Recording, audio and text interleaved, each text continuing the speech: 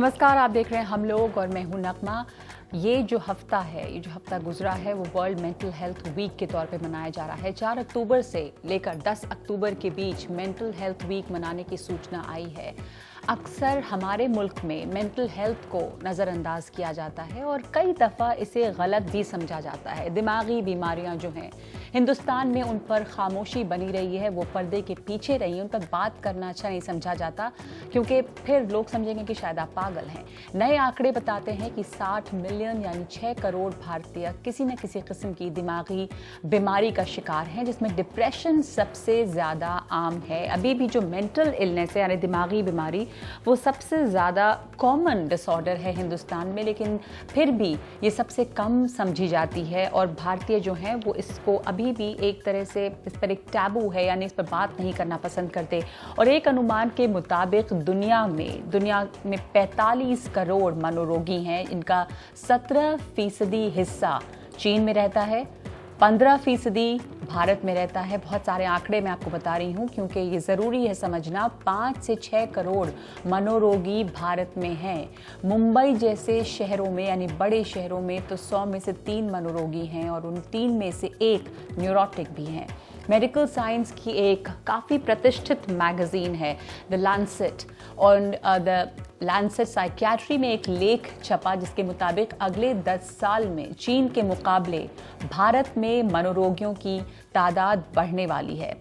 2005 में आंकड़े दिए थे, मई 2016 में 2005 के आंकड़े जो स्वास्थ्य मंत्री हैं जेपी नड्डा, उन्होंने लोकसभा को सूचित किया था इसके बारे में और एक नया बिल भी इस पर आ रहा है। लेकिन अब भारत जो है वो अभी भी अपने बजट का 0.06% मेंटल हेल्थ केयर पर खर्च करता है और बहुत ज़्यादा बड़ी तादाद में वो लोग हैं जिन्हें अभी भी कोई मदद नहीं मिलती या कहें कि इसका वो इलाज कराने में सक्षम नहीं है, उन्हें पता नहीं है कि कहाँ जाएं। मेरे साथ इस पर एक बहुत ही प्रतिष्ठित पैनल है जो एक्सपर्ट्स हैं इस फील्ड में और जो हमें समझाएंगे और बता सकते हैं कि दरअसल मेंटल हेल्थ से हम क्या समझें और हम कब समझें कि हमें किसी किस्म की दिमागी बीमारी है या हमें डिप्रेशन है। डिप्रेशन आमतौर पे बहुत इस्तेमाल किया जाता है ये लफ्ज़, खास करके जो युवा हैं डिप्रेशन है, डिप्रेस्ड हैं, पर इसका मतलब क्या है, आप कैसे समझेंगे कि आप कब डिप्रेस्ड हो गए। डॉक्टर निमेश देसाई, जो आंकड़े हमने अभी बताए उनको जानने के बाद ये एहसास होता है कि ये एक बहुत बड़ी समस्या है और अगर इसको हम सबसे कॉमन डिसऑर्डर माने भारत में, फिर भी इस पर बात नहीं होती। कितनी कॉमन, खास करके अब के दौर में ये कितना कॉमन हो गया है? पुराने वक्त में and not too long ago, करीब 80-100 साल पहले, 50 साल पहले तक समाज और काफी हद तक विज्ञान इनको सिर्फ पागलपन के रूप में देखता था। तो ल्यूनेसी या पागलपन के प्रिज्म से जब मानसिक बीमारियों को देखा जाता था तो नेगेटिविटी जाहिर है। समाज अपने आप को बचा रहा था ऐसे व्यक्तियों के तथाकथित हिंसा से, तो उनको मेंटल हॉस्पिटल में डाल दिया जाता था जीवन भर। समाज अपनी रक्षा कर रहा था। उन व्यक्तियों की सेवा या इलाज या रक्षा का, उनके हकों की बातचीत कभी नहीं होती थी। वो होने लगी है सिर्फ पिछले 10-20 सालों में। और यहाँ सबसे पहला एक फर्क कर लेना जरूरी हो, जो सबसे कॉमन बीमारियां हैं, डिप्रेशन, एंजाइटी, जैसे आपने आंकड़े बताए, उनको कहा जाता था पहले न्यूरोसिस, उनको अब कहा जाता है कॉमन मेंटल डिसऑर्डर्स, CMD। वो करीब कम से कम 5 या 6-7% जनता में होगा। हमारे देशों में भी, अमेरिका, यूरोप में और ज्यादा होगा। जो गंभीर मानसिक बीमारियां हैं जिनको पहले समाज और विज्ञान पागलपन समझता था और कहता था वो अनुवांशिक है, बायोलॉजिकल है, जेनेटिक है, तो उनकी तादाद कल्चर और कंट्री या इतिहास में खास बदलती नहीं है। तो वो कौन से मेंटल डिसऑर्डर्स हैं डॉक्टर नंद कुमार जो कि अब लाइफस्टाइल की वजह से या तनाव की वजह से थोड़ा ज्यादा हो रहे हैं? डिप्रेशन एक नॉर्मल इमोशन है। Depression we all feel depressed at times. So normally कैसे समझे डिप्रेशन को? डिप्रेशन का मतलब क्या आता है? इसलिए मुझे कब समझ में आएगा कि मैं डिप्रेस्ड हूँ? अगर उदास होना क्या डिप्रेशन है? उदास होना बहुत मेरे ख्याल से एक प्राकृतिक बात है, पर डिप्रेशन और उदास में क्या फर्क होता है? हमारे वैज्ञानिक तरीके में क्या होता है कि उदासी को हम मानते हैं एक नॉर्मल इमोशन, लेकिन जब उदासी लगातार रहती है, जैसे कुछ नुकसान हो गया, मैं उदास हो गया, अगर ये उदासी लगातार 2 हफ्ते तक है और इस उदासी के साथ साथ और भी लक्षण हैं, जैसे कि, और उदासी की कोई खास वजह नहीं है, उस उदासी की वजह खास नहीं है, आप समझ नहीं पा रहे उदासी किस चीज से है, नॉर्मली ऐसे समझ पाते हैं हम, या कुछ ऐसी बात है कि बहुत मामूली सी बात है, बहुत ट्रिवियल है, बट उससे उदास नहीं होते लोग आमतौर पे, बट आप फिर भी उदास लग रहे हैं। तो इस उदासी के साथ साथ कुछ और लक्षण हैं, जैसे कि मान लीजिए कि उदासी के साथ है कि मन नहीं लगना, जो चीज़ें पहले आपको अच्छी लगती थी अब अच्छी नहीं लगती है, थकावट महसूस होती है, एक जो नॉर्मल एनर्जी होती है उसमें लगती है बहुत कमी आ गई,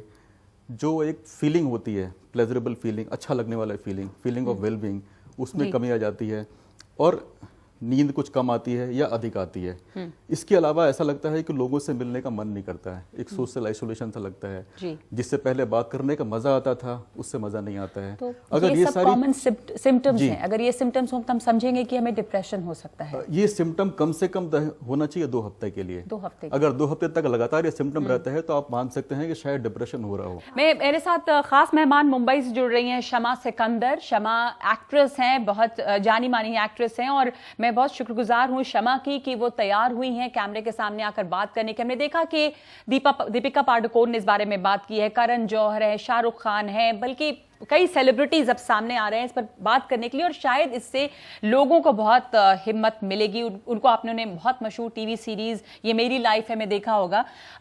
शमा, ये बताएंगे आप हमें कि डिप्रेशन की बात कर रहे हैं हम, मेंटल डिसऑर्डर्स की भी बात कर रहे हैं, तो एक बड़ी वजह जो है वो डिप्रेशन है, वो एंग्जाइटी है जो नौजवानों को परेशान करता है। अपने तजुर्बे से आप उनको क्या संदेश देना चाहती हैं? आप इससे कैसे आपने डील किया, कोप कैसे किया? जी बिल्कुल ठीक कहा उन्होंने कि ये नौजवानों को ज़्यादा अफेक्ट करता है, क्योंकि अगर आप देखें आजकल हमारी लाइफस्टाइल जिस तरह की हो गई है, बहुत सारी चीज़ें, स्ट्रेस लेवल बढ़ गए हैं ज़िंदगी में हर एक चीज़ को लेकर, और उन्हें बेयर करना, उन्हें समझना और उनसे गुजरना बहुत मुश्किल हो गया है।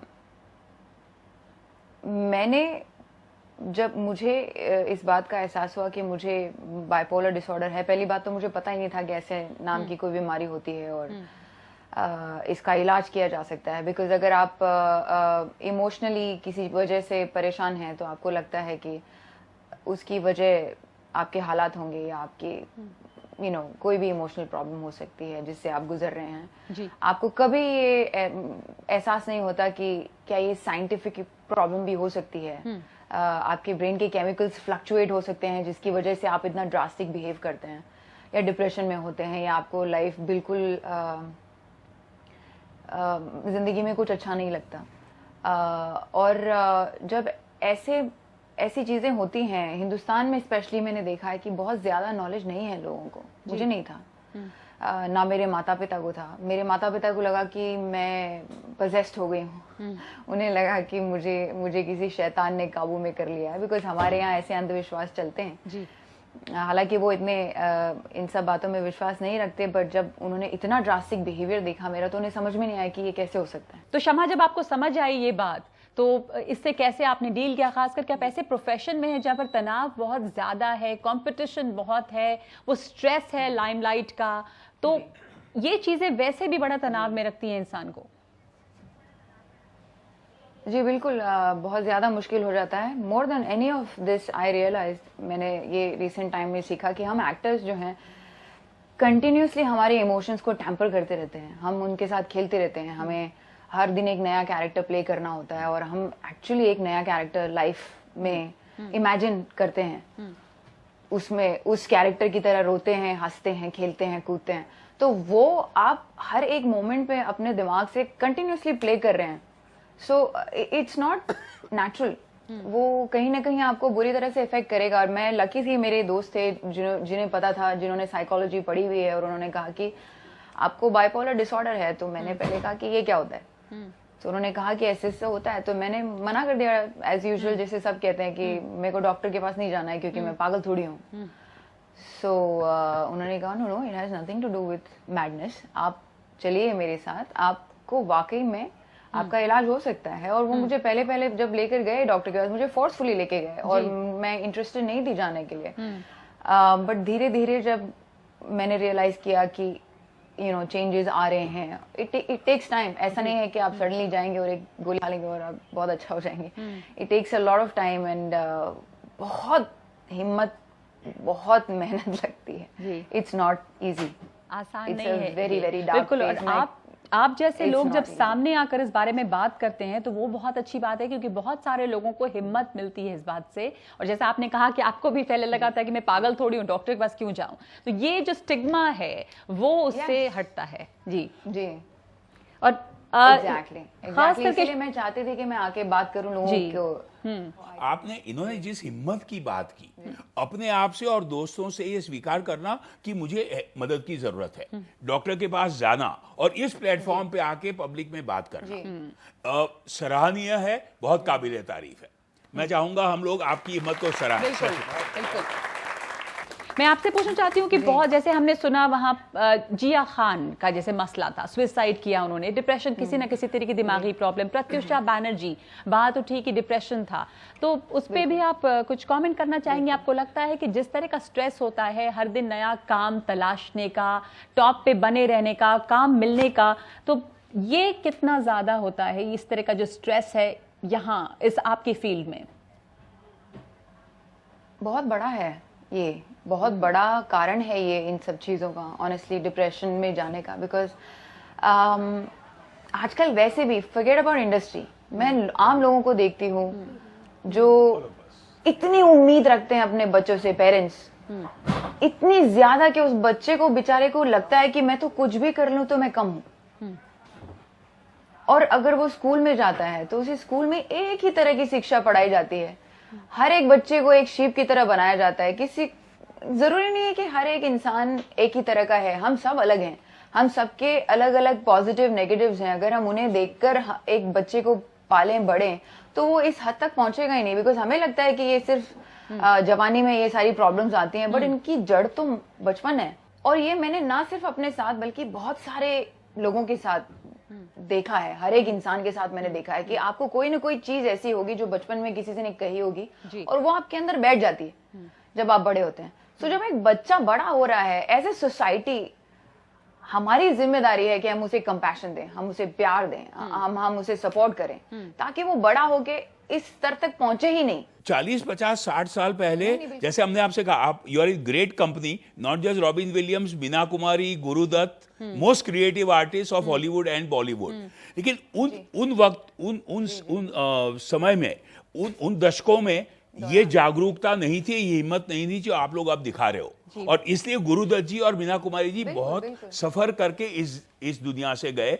The thing about this generation, which is great, and the modern time, is that people like Shama, people like Deepika, and people like Robin Williams are willing to come and talk about it. आपने जिन लोगों का नाम लिया, creative लोगों का, मैं ये जानना चाहती हूँ डॉक्टर सिंह, आप बता सकते हैं या आप बता सकते हैं डॉक्टर नंद कुमार, के जो क्रिएटिव हैं, जो ज़्यादा इमोशनल हैं, भावुक हैं, काफ़ी जो सेंसिटिव हैं, उनमें क्या ये, जैसे गुरुदत्त का नाम लिया इन्होंने, हम सब जान रहे हैं, ग्रेट डायरेक्टर, बहुत सेंसिटिव, मीना कुमारी इमोशंस के लिए, मतलब उनको तो ट्रेजेडी क्वीन कहा जा रहा था, पर इन लोगों में क्या ज़्यादा पोटेंशियल है इस चीज़ का कि क्योंकि आप इतने हाई इमोशन से गुजरते हैं? क्रिएटिव तो वो बच्चा है, छोटा बच्चा जैसे किशोरावस्था में जाता है, उस क्रिएटिव चाइल्ड जिसमें कि हम लोग केवल खेलते हैं लेकिन उनसे सीखते नहीं हैं। जी।